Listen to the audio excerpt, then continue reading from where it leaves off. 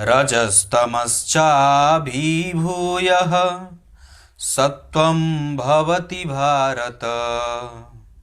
रजः सत्वं तमश्चैव तमः सत्वं रजस्तथा।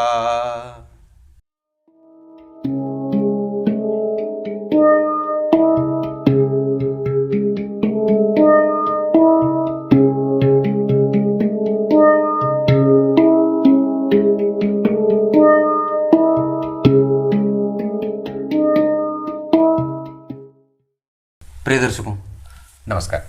एक बार फिर से उपस्थित हूं आप सबके सामने शनिवार के कार्यक्रम में। एकादशवें भाव से संबंधित दो बातें। आपकी कुंडली में एकादशवें भाव का अधिपति कौन बना है, वो कहाँ बैठे हैं, सूर्य से अस्त तो नहीं है, पाप कर्त्री में तो नहीं है, नीच के होकर के तो नहीं बैठे हैं, और उस भाव के अधिपति अस्त, नीच, कमजोर, मृतप्रायः, पाप कर्त्री आदि में होते हैं, तो व्यक्ति को कारक क्षेत्र में, धन के क्षेत्र में, लाभ के क्षेत्र में, मेहनत के बाद परिणाम के क्षेत्र में नुकसान होता है। और अगर बात उल्टी हो, मतलब लाभ भाव के अधिपति उच्च के हों, शुभकर्त्री में हों, अस्त न होते हों, मृतप्रायः न होते हों, किसी शुभ ग्रह से प्रभावित होकर के दृष्ट होते हों, तो लाभ खूब मिलता है। अब इसके लिए आपको दो और अन्य ग्रहों को देखना होगा।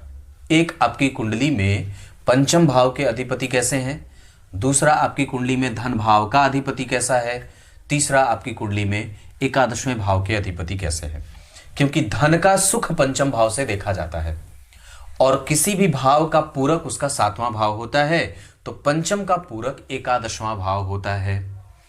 अगर पंचम भाव प्रभावित होगा तो सातवां भाव प्रभावित नहीं होगा, पर नवम भाव अवश्य प्रभावित नहीं होगा, पर एकादशवां भाव अवश्य ही प्रभावित होगा। तो कहने का अर्थ है कि अगर दूसरा भाव प्रभावित होगा तो आपको धन का सुख कम मिलेगा।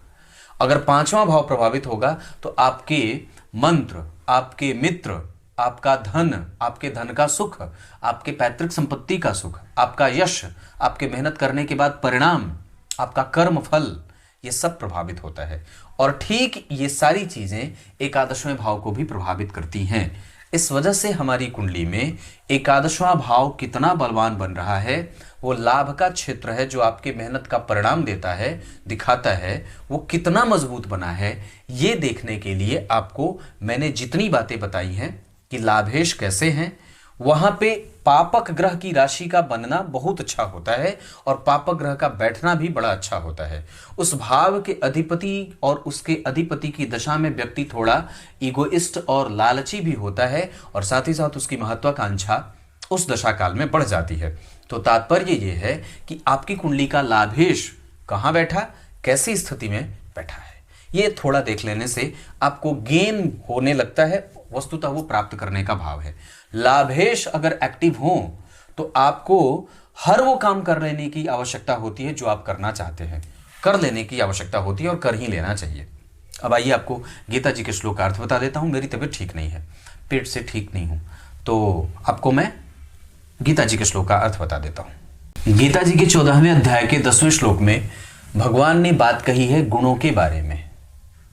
तामसिक गुण जो होता है, जो तमस तत्व होता है, वो सत्वगुण और सत्वगुण को दबा करके रजोगुण और रजोगुण को दबा करके तमोगुण की वृद्धि करता रहता है। तो क्या किया, सबसे पहले आपके अंदर सत्वगुण को दबाया, तो सत्वगुण को दबा दिया तो फिर रजोगुणी बना दिया और रजोगुण को दबा करके आपको तमोगुणी बना देता है। इस वजह से हमें निरंतर ही अपने आप को चेक करते रहने की आवश्यकता है कि हम कौन से गुण से युक्त हो रहे हैं। सात्विक गुण से युक्त है, राजसिक गुण से युक्त है या तामसिक गुण से युक्त है।